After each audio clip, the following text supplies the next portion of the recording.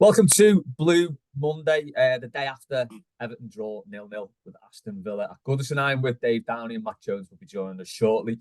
Do you want to start on that, Dave, or is there any other news you'd like to pick up on? I don't know, mate. I don't think there's any much to talk about apart from I thought John McGinn was a bit of a dickhead. Tarkovsky and that, what are we talking about? Maybe we've got to talk about something else here, haven't we? Yeah, I mean, go on. no, I was just going to say, today, well, we were told recently that today at some point we've been told about new sanctions, new punishments they're going to have towards the FFP and PSR and all these different sayings that the Premier League want to throw towards us, and different commissions and things like that. And I mean, we sort of found out what was going on a little bit earlier, as most people start getting sort of whispers and stuff like that. And I have to say, Les, this is probably different to the majority here, but I expected worse. I did expect worse, yeah. Given what you're about to say in the meeting you've been on with the club this evening, I actually thought that it wouldn't be as 10 points light as the first one was, but I thought it'd be quite a major financial hit. Something else you'll mention in a minute is you're not allowed to spend. You'd have you're prevented from signing players for a couple of years. There are loads of different avenues the Premier League can go down. They can feel free to do what they want. What they have done, yeah, I mean, I'm going to get bollocked for this by most people, but I don't think they could have got. I'm not going to go as far as saying we've got off lightly here because it's still a punishment what we're getting effectively, and we'll find out what that is in due course with appeals and whatnot.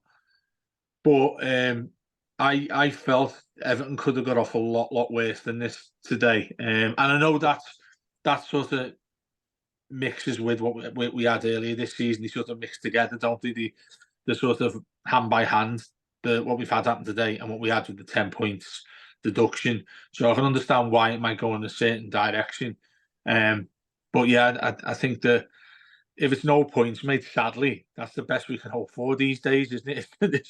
I mean, when do you ever think, when you're an Evertonian, the best thing we can hope for here, lads, is having no more deductions in points. Do you know what I mean? So I know you've got more information on today, like on what you've been doing. It's all still very much up in the air. That's why I can't really get my head around it yet. So I mean, even the 10-point deduction that we've got, that's all up in the air. I just think it's coming out more and more now as Forest have been dragged into this, and you've got clubs like Villa and Newcastle who are really doing well, but they're suddenly thinking we might have to sell some top players here so we don't overstep these rules. They probably won't because it's going to change in August anyway, which we'll come on to later. But one thing I saw on Sky before was that the appeals don't get concluded until May 24. Yeah, crazy. And I think Man City are going to be massive benefits of that. Oh, the new rules, they will be, yeah. But yeah. It's like the Premier League ends on the 19th, and then the 24th. That's when the appeals are concluded. Of May? So, yeah. Yeah. So the whole appeal process ends after the end of the season. Now, surely you've got to get this done and dusted before. It should be done before the start of the season. So you go in, you've got a 10-point deduction in August, and you go from there. Yeah. Not get to September and say, well, actually, we're taking 10 points off, yeah. I think, Les, just before you carry on, the real issue I've always had with this, and I think I've mentioned it a couple of times this season since we got the 10-point deduction, is how can you possibly do it in the middle of a season, towards the end of a season? Surely the only way you can do this is before the season starts, because nobody in that league, it's completely unfair to them to know what they've got to do. So let's take, for example, any team that's below us right now, Luton, for instance. Luton didn't find out until how many games in? Half a dozen games in, till we got the 10-point deduction. Now, surely that differs what they were going to do, the way they play games. Even go as far as, do we play, we try and defend as much as we can at home to Liverpool, or do we have to go gun-ho and try and win the game? Everything, the minority, the tiny things, the smallest things that happen in games are going to be based on what we've done in regards to deductions. So, and on the opposite side of that, you get to the end of the season, you do your appeal, and then they say, yeah, you can have your 10 points back, and a side then goes down based on Eh, us getting the 10 points. It's impossible. Yeah. How on earth can that work? I Well, don't understand. there's But another. does that mean less? Does that mean ultimately there's no way they could give us that 10 points back? It, or even less than them? Because it changes everybody else's Yeah. situation. Well, yeah, surely once the final league table's in, you can't change it then. No? It's like a match finishing and going, oh, actually, no, you should have had a goal there, so you can have it. Yeah. We'll give you the 3 points. It doesn't make any sense. There's another little double standard there as well. So basically, the Premier League are rushing this through this season. This this next set of charges.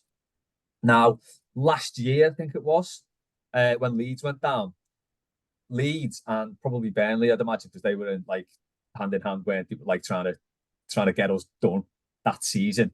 They were Leicester as pushing, well, wasn't it? Leicester went as yeah, well. It but was, they were yeah. pushing, weren't they, for that year's case to be seen before the season ended.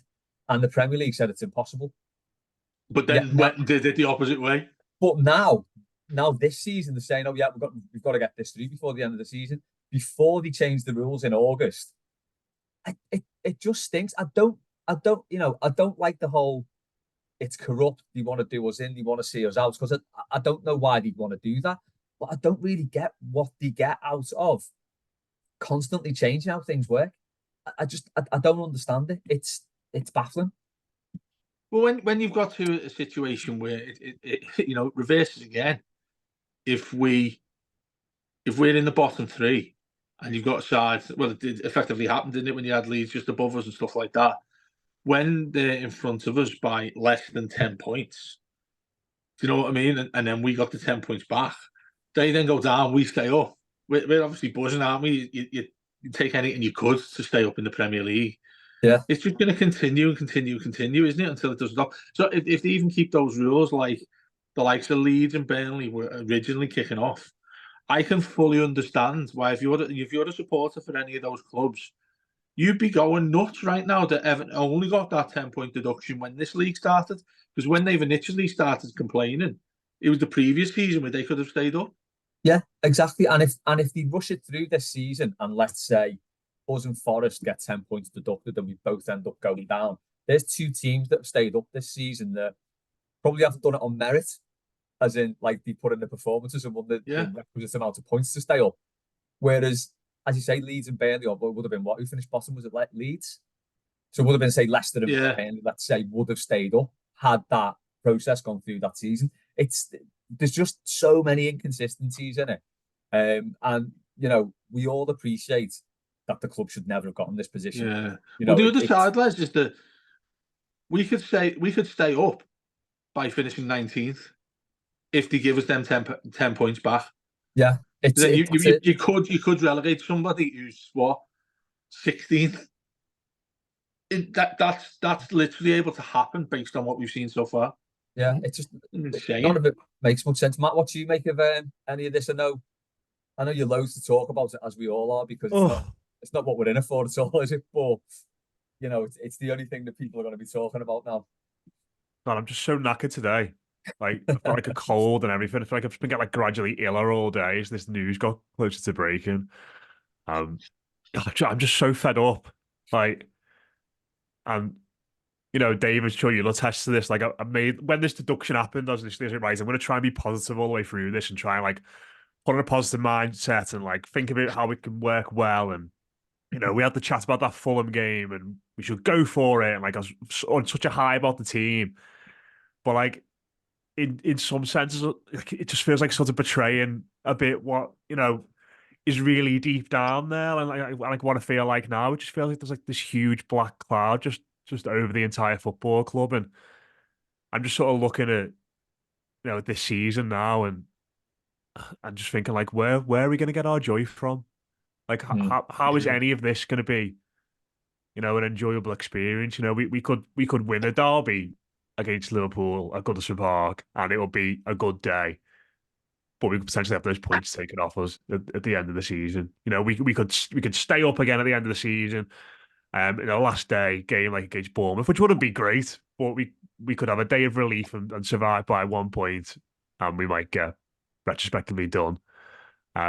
We might get through. We might get through all of this. We might not get retrospectively done. We might be in the Premier League next season. Now we might have the worst owners in football potentially coming over to take charge of us. It's like where does this end? Like, I'm like, I really want to be positive, and like, because I think Dyche has done a good job, and I think these players are a quite likable bunch in the main. But it's like, it's just these two looming things there. It's the ownership and these P and S, FFP, whatever you want to call it, regulations. And it's just so tiresome, isn't it? And like it scares me, like genuinely, like, because this is like it could be like, it's like part of our living doing this sort of stuff, and like Mm. my job at the Echo and stuff like that. And it's like if Everton become a championship club or continues to tumble down the leagues, like what's going to happen to that? Like and and I know that I can totally understand like that I can see both sides of it. I think the club have been run appallingly. Mhm. And maybe not necessarily been asking for a punishment like this, but I think they've been asking for something, and they kind of put themselves out there as in the Premier League and looking at it going, we want to make an example of someone so that we can regulate ourselves. Who can we pick? Everton have nominated themselves as the prime candidates, haven't they, effectively, by the way in which they've been run. And I also think the punishment's been disproportionate as well with Mm. the 10 points, and who knows what's going to happen with this one. But I also don't buy this idea that it's if we get through this, then it's all going to be all right. The club have taken hundreds of millions of pounds out in loans from prospective new owners, not new owners, prospective new owners, who there are major doubts about themselves, and are not even guaranteed to come through the door yet. And have been putting out statements on the club website and all this. And it's just sort of hit me today. It's just like a ton of bricks in the sense that if Everton are to find the way out from under this, it's going to take some doing. Yeah. Yeah, I just feel very sad and very depressed about the whole thing. Well, I've not got much that'll pick you up, so I'll just keep it downbeat for now. Just to put it back in that perspective, you're saying, sort of like if you look at like your day job, working at the Echo, implications for that. It's like the club have avoided going into administration, which is we've touched on this before, so I won't go over it too much, which is the single worst thing a football club can do, especially a Premier League one, because the money that's going through that club, they should never be in a position where they're going into administration, then people lose jobs, the club can't function properly, and it's just the worst thing a football club can do. Now, objectively speaking, Everton probably should have done that, because they would have done it once. They're in administration, you get a 9-point deduction, not a 10-point deduction. And they basically start again. All right, it's tricky while you're in that administration. But objectively speaking, they should have done that. They've not, whether by luck or design, I don't know, but they've not done that. And I don't think they should do that, because as I said, I don't think any football club should ever have to do that, and they should never do that. But if you look at it, other clubs might look at this then and think, well, we might as well do that, because the club, this is the worst of two things, isn't it? Lesser of two evils. And the money people will be better off. Not the poor people who work on the turnstiles, in the like food concessions and stuff like that. But the actual club itself and the people running the club will probably be better off, because the sanctions will be less and they won't be impacted by those job losses and stuff like that. So that's the thing that really sort of grates with me, that the 10-point deduction and a possible another, not maybe 10 points, but another points deduction, when it would have all sort of been done and dusted in one fell swoop with administration. And it just sort of shows that there's no real proper process in place to deal with it. It's all really arbitrary. I'll just quickly touch on a couple of things. So the USM sponsorship, that got suspended, so it didn't get pulled completely. USM are effectively, they've still got the right to sponsor the training ground and stuff. So that got suspended. So in that time, the club couldn't actually go to anyone else and get another sponsorship deal in. Now, it would never have been as much, because it was all a bit murky, the amount we were getting from Usman off anyway. It's either a little bit over the top. So they wouldn't have got as much, but they couldn't do anything. They couldn't actually get any more sponsorship in. So is that an issue in itself, though, Les?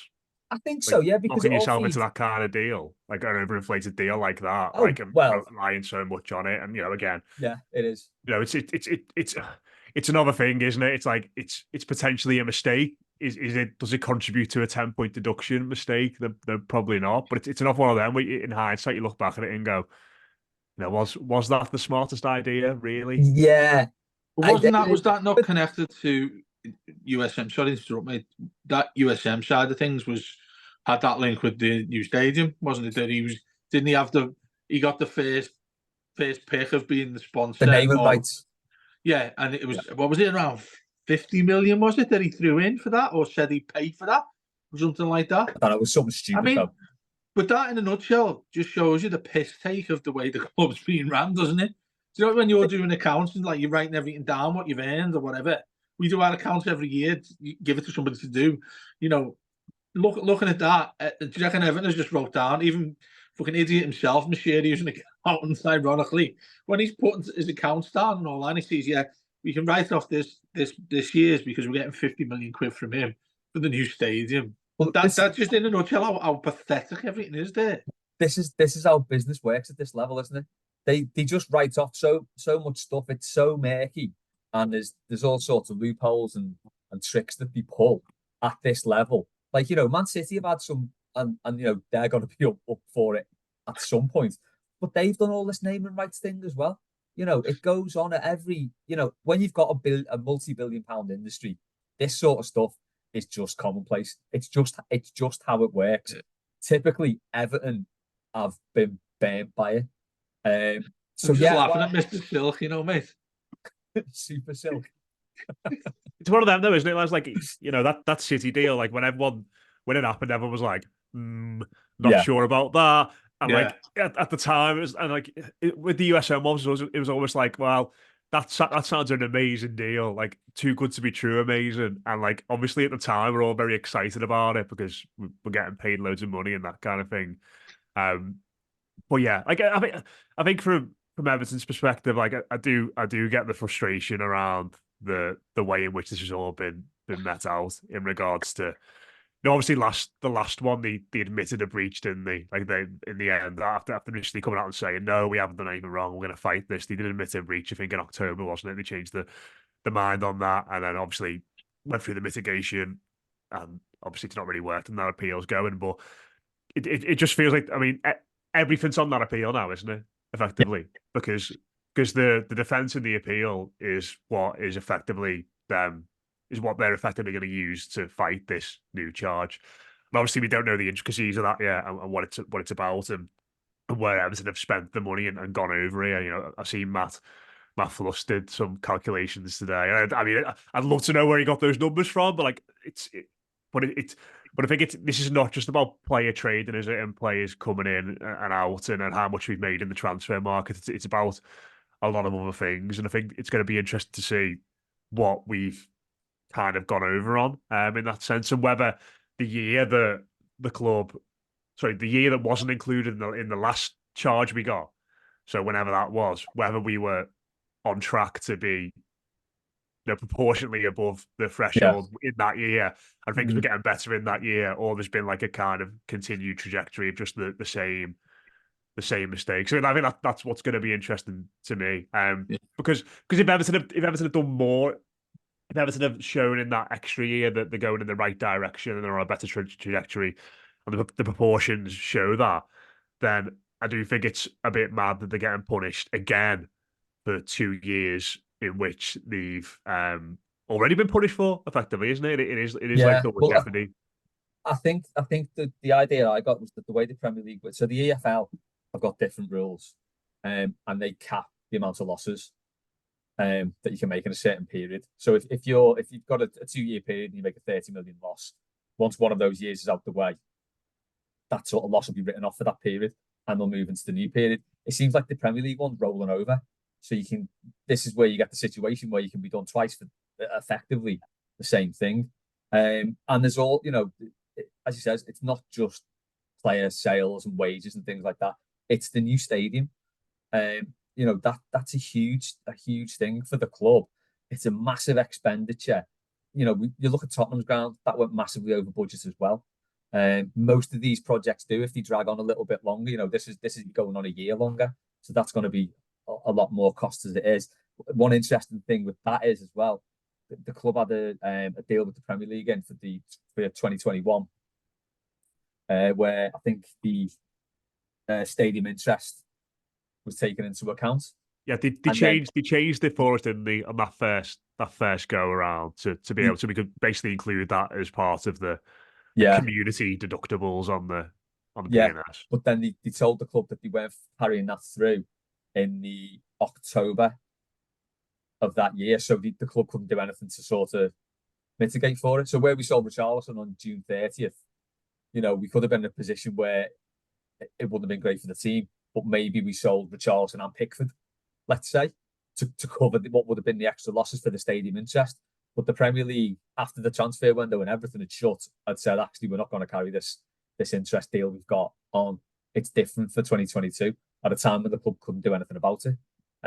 So there's loads of things like that where it's just, we've all read up on what's happened and, what the Premier League have done and what the Premier League have said. And it doesn't seem like there's any sort of like steadfast rules in there. It seems like they're winging it and kind of making stuff up. And just before you came on, Matt, I said, I don't actually know what the point of it is. I don't know what the league get out of it. I don't know what the Premier League get out of it, other than trying to like desperately say we can regulate ourselves. Well, I think it's. Do you mean like in terms of them punishing us or the rules themselves? Well, them punishing us, them like they see, because they seem to be going out of the way to like really, really hammer the club. Yeah, I don't know. The only thing I would say is that Everton voted for these rules along with their peers.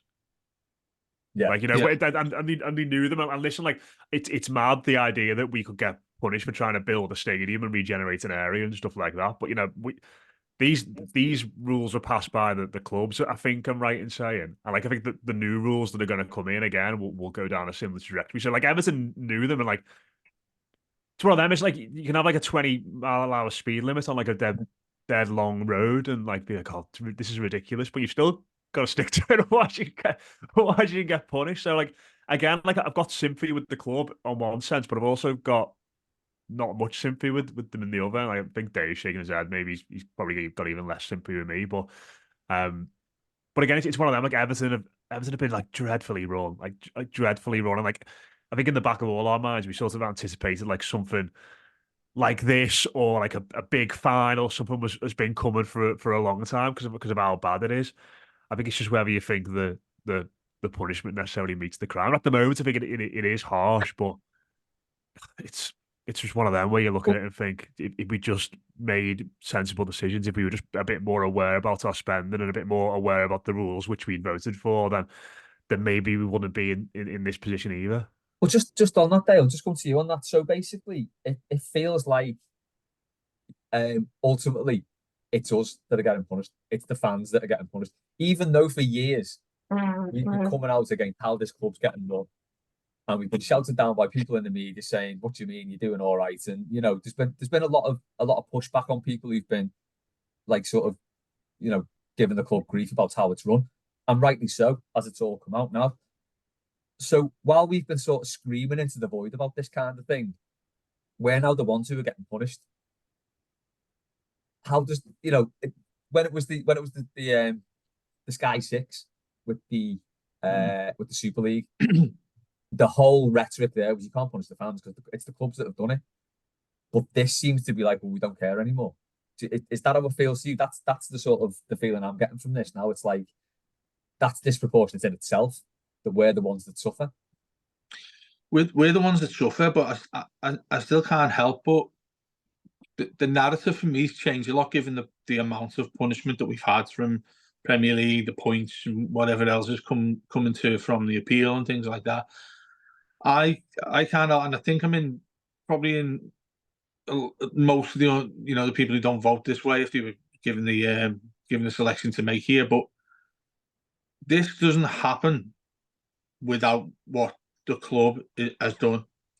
So, in my opinion, people are shouting, "Oh, corrupt and whatnot," and we've spoken about Man City. I think, yeah, that's all fair comment. That is everything that's going to be. What Matt was saying about that is absolutely spot on. In regards to ourselves, though, and whilst we're pissed off as fans and getting all of this punishment as fans, if Denise Barrett-Baxendale was still with the football club, she'd be sitting there laughing about this because it's deterred everything that this football club has done. if we had today come out and say Everton have been deducted another 10 points, however many points you like, we'd all be sitting here screaming, kicking off, going to burn down the Premier League as some people tried last time. All of that sort of thing would be happening. I think we probably need to clarify that people didn't go and try and burn down. No, they never.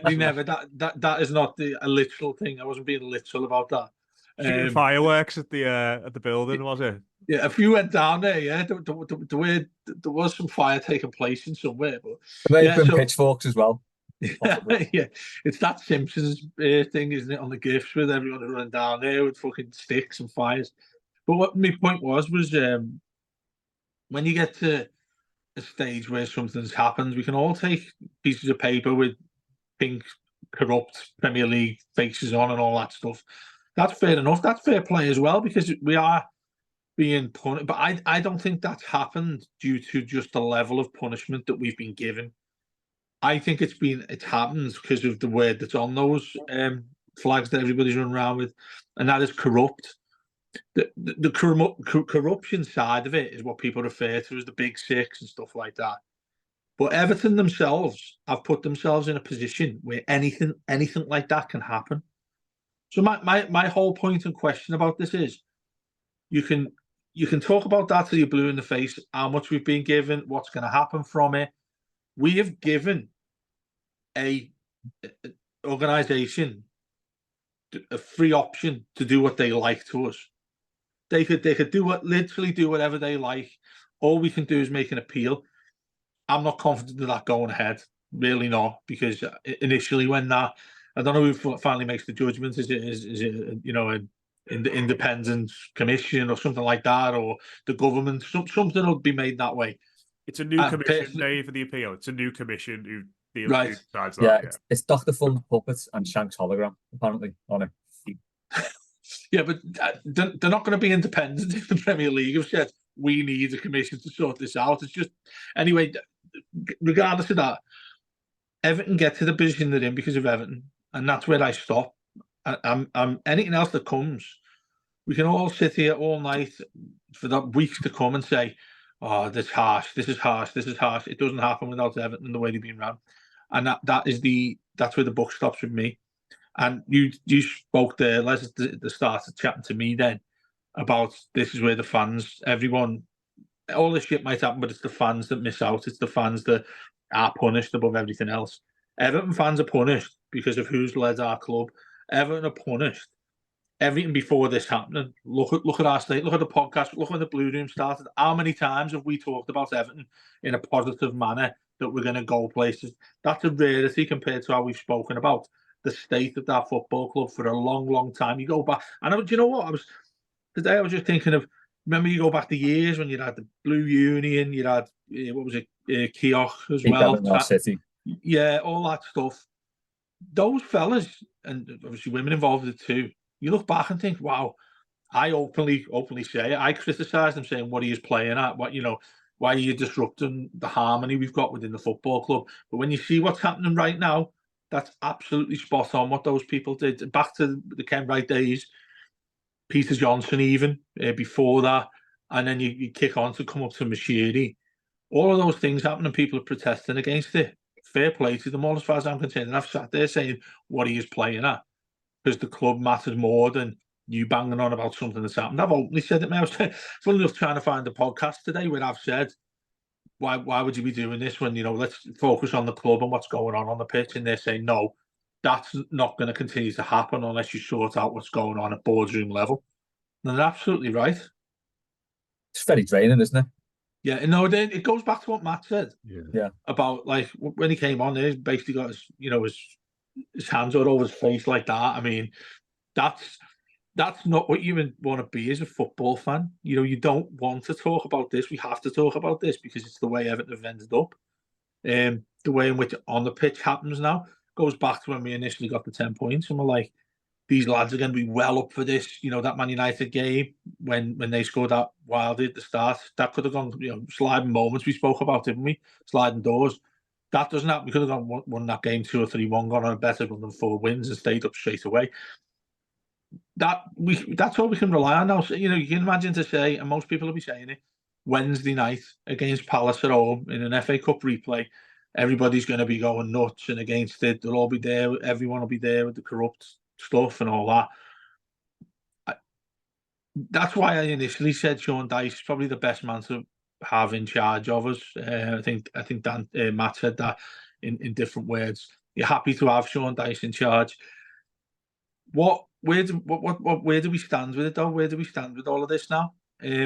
Quite obviously, we're all going to go out and support the team on the pitch as much as we possibly can. But, and again, referring to what Matt said there, not as many words as he said, really. You can't support the team on the pitch. You can't focus your mind in that without having all this shit going on in a different position. Yeah, it's true. I mean, Matt, can you see any sort of joy in the coming months other than maybe getting a few good results? Or will this, do you think this is gonna be hanging over you? Even on Sunday, it was like doing the VAR stuff. I was like, Yeah. God's sake, like this is horrendous. Like just stood in the ground like a dickhead for 3 minutes, just watching a screen and waiting for, like trying to see if someone in the director's box had seen it on the telly and had reacted. It's like, is this what we're here for? Like, I can't remember who tweeted it today, but I'm totally sorry. It's like, but it was just like football, goals given in offices and relegations decided in courtrooms. And it's like, that's kind of where we are. Like, is that why any of us are here? And like, is it going to change? I don't know. It's just all sort of like hit me a bit today. And I'm sure I'll come Wednesday and I see 11 lads in blue kicking a football around again. I'll feel a lot better. But like having to go through all this again today and look at interest and stadium costs and PSR and FFP, like there are people who are interested in that and speak about that so well and with like such insight and engagement. But like it's just not why I like enjoyed football. Or, not while you're in it, is it? And that's why like in the coming days we will get people on who know about that sort of stuff and enjoy talking about that stuff to do probably a better job than I'm doing now to talk about it. But like I can only talk about it as like from my position as like a supporter and a journalist who is just interested in the game of football itself and all this VAR, all FFP, PSR, ownership stuff. I just find it such a waste. And like it's going to be there for the rest of the season. Now, even if we get hit with a deduction and there's an appeal, it's going to be there until the summer. You know, we're going to be knocking around in shorts in June, and we'll get a notification about whether we stayed up or not. I get that. Sorry, because I know you've got to go, Les. But like that was the other thing. That was the other thing I was thinking about today. Like as well, it's like, you know, if we go down, which would be obviously horrendous. Like I want to be like next to me dad and like the people who are around me, like in the stadium, like to you know to go. I don't want to go through it, but like I feel like you need to be with the people who you've been going the game with, like or like you know you lads in the Denby or whatever, like watching it on if we're away, like that should be like a shared experience where you're around people. Like, you don't just want to be out doing your shopping in June, and you get a notification on your phone from us or one of the other apps being like Everton have been hit with a 10-point deduction, they're relegated. Like what's that? Like, you know, that's horrendous. Like, what do you do? Like, the football should be about those shared moments of like ecstasy and you know devastation, which we've had loads of, and like going through those moments like with your family and your friends is like, you know, the hard, but like it's kind of like why you go through it, and like to have it decided like on a whim, like 10, 15 days at the end of the season, it's absolutely shite. It's absolutely shite, and like the thought of that is worse than the thought of sitting in Goodison Park and watching everything get relegated. Like with people around you, it just makes me a bit sick to even consider it, to be honest. Well, do you know what, man? When we started with the Blue Room, when we made it, and well, I mean, now nearly 12 years since we started it.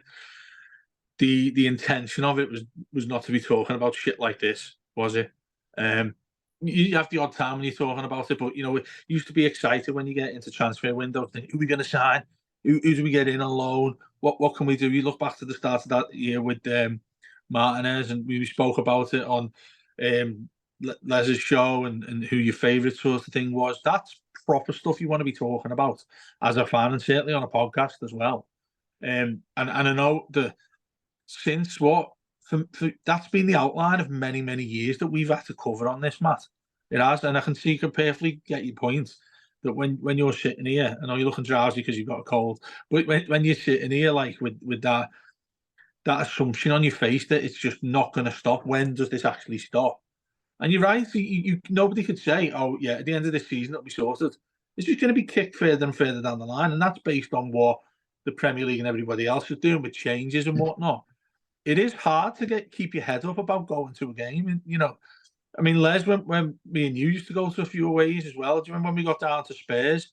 Gorgeous sunny afternoon there, wasn't it? And we drew 2-2 end of the season. Game didn't even matter. Feeling like that at the end of a season, that feels like it's a lifetime away from what Everton actually are right now. And it's sad to say that's nothing actually really anything to do with the way the club are, the team and squad are itself. And that's the hit in the bollocks that Matt was talking about there, I think. Yeah, I think. Sorry, like just want to make one quick point before you finish. The only thing to it now to try and finish on a bit of an upbeat thing is just go and win the FA Cup, go all out for the FA Cup, like because who knows what's going to happen with the Premier League now, and these points deductions and whatever else, just throw everything at that because whatever happens there, if we get to Wembley, if we get to a semi-final, we get to a final, and we have a great run in that competition, or who, God forbid, go on and win it, they can't take that off you. Like that, that's it for me. Like, just go all out for that competition now, because at least for 10 weeks down the line, they can't go, "Oh, actually, sorry, we're gonna." I don't know, maybe they can, but like that's it for me now. I just go all out for that competition. Jib off these absolute divvies of the Premier League and put all this stuff about terrible ownership behind us and just go and win that trophy. Yeah, Europa League as well. What's that? Into Europe as well. You win it. There we go. And we have UEFA's bloody rules to deal with as well. Would it be Europa League or would it be the Europa Conference? Europa League and for the FA Cup. How nice would that conversation be if we won that? just to round up then from me on that, I completely agree, Matt. Go all out for the cup, but I think as fans, this is out of our hands completely. The ownership issue and stuff like that, and all the protests. That is kind of tangibly a little bit in your hands. Fan groups can get owners like overthrown with the club. We kind of did with Peter Johnson.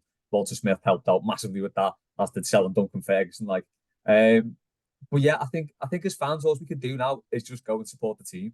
And I know it's difficult, as you say, with you've got VAR hanging over every decision, and it takes that immediate joy or despair out of anything. But I think that's all we can do, isn't it? We can't let ourselves get bogged down by what's going on in a court with a fella who knocks about calling himself Super Silk. We've just got to go and support the team, I think, and pick out those rare moments of joy, hopefully starting with a win against Crystal Palace. Do you think, Les, someone be pictured in an Everton shirt before the end of the season with Mr. Silk on the back? That's going to happen, isn't it, at some point? Mr. Silk plus 10 on the back. Oh, yes, I love that. Oh Les, I was going to say then, when Matt was saying it's like going in a 20-mile-an-hour car, that was an open goal for you to just say you knew. Oh, it was. Do you know what I mean? I said the thing you love to say was just so clear to say it, and I can't believe you missed it. I said there'll be no Arnold Clark chat in this podcast in the world. I might get a Silk plus 10 shirt. It'll be when Zamorano had 1 plus 8 on his, because he had it'd be like that all over again, but much better, obviously. I think the one to get it would be the fella's name is Mr. Silk. I think the 2000 Puma top with the white panels, because that looked quite silky, didn't it, as well? Yes. I think that would be the one to do it. Right? Is it actually a person?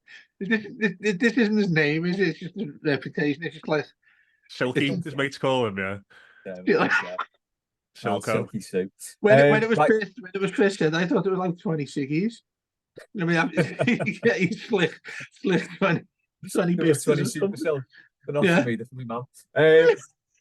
Right, we'll finish on that, lads. So this week, well, that's Blue Monday on actual Blue Monday, and it's been pretty downbeat, but Monday Blues, I said, Matt, didn't I? Hopefully picked it up in the end. So the rest of the week, we've got the weekly, subs weekly. I've got a new borrowed blue, got mailbag. Post-match on Wednesday. Reaction from our march to Wembley continues on Wednesday. Yeah, marching on with the Toffees and Dice's Army. Thanks for listening, everyone. We'll see you in the week. Up those Toffees.